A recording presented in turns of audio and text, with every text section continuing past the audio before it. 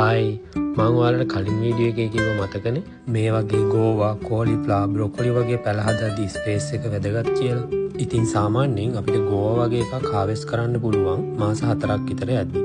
ඒ වෙද්දි ගෝවා පැලේ ගොඩක් ලොකුවට හැදෙනවා. මං හදලා තියනවා වගේ එක බොක්ස් එකේ පැල ගොඩක් හිටෙව්වොත් ඒකට ඉඩ නැහැ. අන්න ඒක නිසා අපිට පුළුවන් මෙන්න මේ විදිහට එක පැලයක් එක බොක්ස් එකක හිටින විදිහට හිටවන්න. ඒ විදිහට හිටවපුවාම ස්පේස් එක මැනේජ් වෙනවා වගේම අපිට මේක ඕන තැනකට අරන් යන්න පුළුවන්.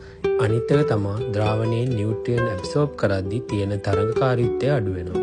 මේ කමෙන්ට් එක වගේ ගොඩක් අය අහලා තිබ්බා රෙජිෆෝම් බොක්ස් විතර යූස් කරන්න පුළුවන් කියලා. නෑ අපිට ඕනම මෙන්න මේ විදිහේ බොක්ස් එකක් යූස් කරන්න පුළුවන්.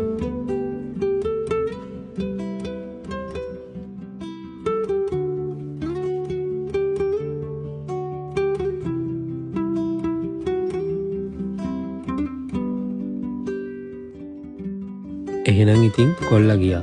තවත් වීඩියෝ එකකින් හම්බෙමු. බයි.